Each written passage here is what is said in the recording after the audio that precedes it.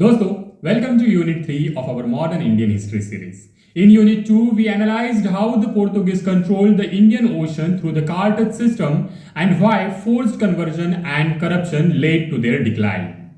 Today, in Unit 3, we focus on the second major European power to enter India, the Dutch.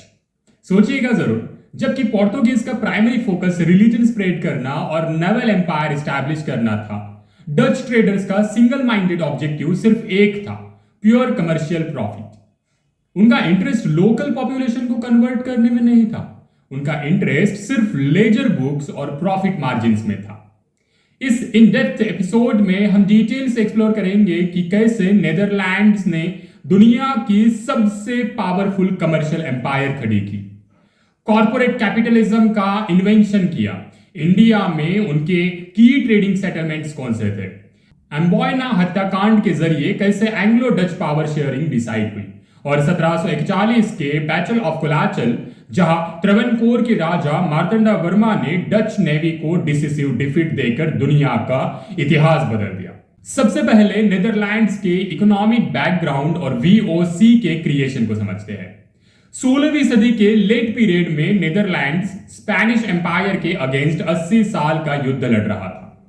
Dutch merchants पहले Lisbon से spices खरीदी करके Europe में बेचते थे, लेकिन 1580 में स्पेन और पुर्तगाल का यूनियन होने पर स्पेनिश किंग फिलिप II ने डच शिप्स के लिए लिस्बॉन पोर्ट के दरवाजे पूरी तरह से बंद कर दिए। इस ब्लॉकेड ने डच मर्चेंट्स को मजबूर किया कि वो खुद ईस्ट इंडीज का डायरेक्ट सी रूट खोजे। 1595 में जैन ह्यूगेन वैन लिंग्स्कॉचन नाम के डच ट्रैवलर ने, जो गोवा में काम कर चुका था, एक सीक्रेट बुक पब्लिश की, इटिनेरैरियो। इस बुक ने पोर्तुगीज शिपिंग रूट्स और ट्रेड सीक्रेट्स रिवील कर दिए। जब multiple Dutch trading fleets Asia पहुंचे तो उनके इंटरनल कंपटीशन से परचेज प्राइसेस हाई और सेलिंग प्राइसेस लो होने लगे। इस कंपटीशन को हटाने के लिए 1602 में नीदरलैंड्स पार्लियामेंट ने सभी कंपनीज को मर्ज करके वेरेनिज ओस्टिंडिश कंपनी बनाई, जिसे वर्ल्ड वाइड वीओसी या डच ईस्ट इंडिया कंपनी के नाम से जाना जाता है। वीओसी दुनिया की पहली publicly traded joint stock company थी, जिसके लिए एम्स्टर्डम स्टॉक एक्सचेंज बनाया गया। डच पार्लियामेंट ने वीओसी को 21 ईयर चार्टर ग्रांट किया, जिसमें उन्हें east of good hope trade का पूर्ण अधिकार दिया गया। यह कंपनी एक state with in a state थी, जिसे वॉर डिक्लेयर करने, ट्रीटी साइन करने, प्राइवेट आर्मी मेंटेन करने, फोर्ट्स बिल्ड करने और खुद के कॉइन्स मिंट करने का संप्रभु अधिकार मिला। अब एक सेंट्रल क्वेश्चन आता है, अगर डच का प्राइमरी टारगेट स्पाइस आइलैंड्स यानी इंडोनेशिया था, तो उन्हें इंडिया आने की क्या जरूरत पड़ी? इसका आंसर ग्लोबल ट्रेड नेटवर्क में छुपा है। स्पाइस आइलैंड्स जैसे एम्बॉयना, सुमात्रा और जावा जायफल और लौंग के एक्सक्लूसिव प्रोड्यूसर्स थे, लेकिन इंडोनेशिया के लोकल रूलर्स को यूरोपियन वुलन क्लॉथ में कोई इंटरेस्ट नहीं था। उन्हें सिर्फ high quality Indian cotton textiles चाहिए था। कोरोमंडल कोस्ट और बंगाल का वोवन कॉटन स्पाइस आइलैंड्स में अल्टीमेट करेंसी बन गया। इसलिए डच डायरेक्टर्स ने रियलाइज किया कि इंडोनेशिया के स्पाइसेस पर कंट्रोल पाने के लिए इंडिया के कॉटन टेक्सटाइल पर कंट्रोल पाना जरूरी है। 1605 में Dutch admiral Steven van der Hagen ने आंध्र प्रदेश के मसूलीपट्टनम में पहली डच फैक्ट्री स्थापित की। 1610 में डच ने चंद्रगिरी के रूलर के साथ ट्रीटी करके पुलिकत में फोर्ट गैल्ट्रिया निर्माण किया, जो डिकेड्स तक इंडिया में उनका हेडक्वार्टर रहा। पुलिकत एक मैसिव टेक्सटाइल प्रोक्योरमेंट सेंटर बन गया, जहां वीओसी ने डच पैगोडा नाम से गोल्ड कॉइन्स भी मिंट की। 1690 में हेडक्वार्टर पुलिकत से नागपट्टिनम शिफ्ट कर दिया गया। सूरत में 1616 में फैक्ट्री खुली, जहां से इंडिगो और रॉ कॉटन रेड सी ट्रेड के लिए प्रोक्योरमेंट होता था। बंगाल में चिंसुराहा उनका मेन सेंटर था, जहां फोर्ट गुस्टवस बिल्ट हुआ। बंगाल, बिहार और ओडिशा से Dutch raw silk, opium, rice और सैलफ्रेट खरीदते थे, जो यूरोप में गन पाउडर मैन्युफैक्चरिंग के लिए क्रिटिकल था।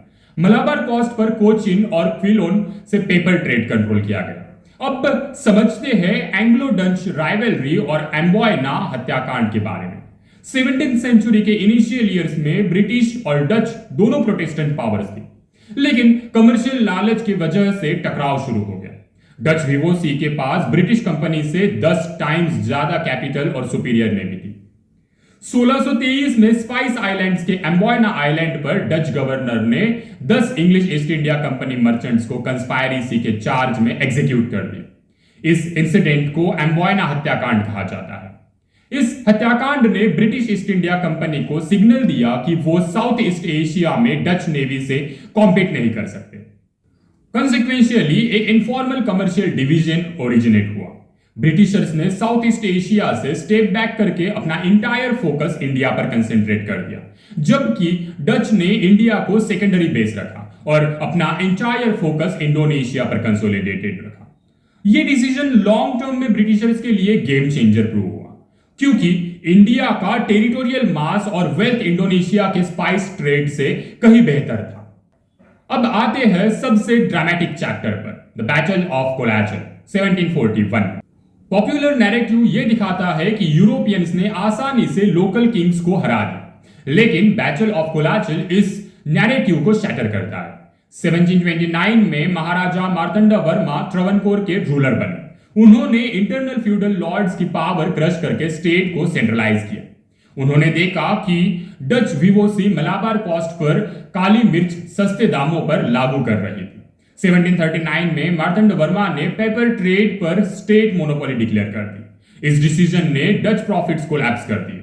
डच गवर्नर इम्फॉप ने अटैक की धमकी दी, जिस पर मार्तंड वर्मा ने शांति से जवाब दिया कि अगर डच ने अटैक किया तो वो यूरोप पर आक्रमण प्लान करेगा। जनवरी 1741 में डच नेवी ने कैप्टन यूस्टैचियस डी लैनॉय के अंडर कोलाचल पोर्ट पर लैंडिंग की और कैपिटल पद्मनाभपुरम की तरफ मार्च करने लगे। लेकिन मार्तंड वर्मा ने स्ट्रैटेजिक जीनियस थे। उन्होंने डच फोर्सेस के सप्लाई लाइंस ब्लॉक कर दिए और ट्रवनकोर इन्फैंट्री ने उन्हें कोस्टल स्ट्रिप पर चारों ओर से घेर लिया। मॉनसून रेन्स ने डच गन पाउडर पूरी तरह से गीला कर दिया और आर्टिलरी रेत में पूरी तरह से अटक गई। अगस्त 10, 1741 को ट्रैवनकोर फोर्सेस की प्रिसीजन शेलिंग ने डच गन पाउडर डेपोट को ब्लास्ट कर दिया। डच आर्मी को सरेंडर करना पड़ा। Battle of Colachel modern history में पहला उदाहरण था जब किसी एशियन किंगडम ने एक मेजर यूरोपियन नेवल पावर को पिच्ड बैटल में पूरी तरह से हरा दिया। कोलाचल के बाद Dutch military power systematically collapse हो गई। मार्तंड वर्मा ने पकड़े गए कमांडर डी लैनॉय को ट्रवनकोर आर्मी का सीनियर एडमायरल डिक्लेयर कर दिया, जिन्होंने ट्रवनकोर फोर्सेस को यूरोपियन लाइंस पर ट्रेन किया। बैटल ऑफ कोलाचल के बाद डच सिर्फ पीसफुल ट्रेडर्स बचे, लेकिन 1757 के बैटल ऑफ प्लासी के बाद ब्रिटिश डोमिनेंस एस्टैब्लिश हो गया। बंगाल के नवाब मीर जफर ने सीक्रेटली डच के साथ अलायंस किए। नवंबर 1759 में डच ने बचाविया से फोर्सेस भेजी, जिसे बैटल ऑफ बेजरा या बैटल ऑफ चिंसुरा कहा जाता है। ब्रिटिश कमांडर रॉबर्ट क्लाइव और कर्नल फ्रांसिस फोर्ड ने डच फोर्सेस को व्यापक तौर पर कुचल दिया। इस हार के बाद डच ने ट्रीटी साइन की कि वो कोई ट्रूप्स मेंटेन नहीं करेंगे। Battle of Bedara marked the final political death of the Dutch in India. Napoleonic wars के टाइम ब्रिटिशर्स ने बचे हुए डच सेटलमेंट्स पर कब्जा कर लिया। Finally Anglo Dutch treaty of 1824 के अंदर टेरिटोरियल एक्सचेंज हुआ। डच ने इंडिया के सभी राइट्स ब्रिटिश एम्पायर को हैंडओवर कर दिए और ब्रिटिशर्स ने सुमात्रा और मलाया के राइट्स डच को ट्रांसफर कर दिए। मतलब India became entirely British and Indonesia became entirely Dutch. Dutch failure के मेन रीजंस थे: first, over focus on Indonesia spice islands instead of India. Second, Marthanda Varma's military brilliance at Colachel. Third, internal corruption in VOC and financial exhaustion. Fourth, lack of territorial conquest strategy compared to the British. Summarise करें तो Dutch ने corporate trade और joint stock model introduce किया, लेकिन regional powers और British navy ने उन्हें India से बाहर कर दिया। नेक्स्ट एपिसोड यूनिट 4 में हम कवर करेंगे the English, the first charter और क्वीन एलिजाबेथ 1 का 1600 का चार्टर। चैनल को सब्सक्राइब करें और मिलते हैं अगले यूनिट में। जय हिंद।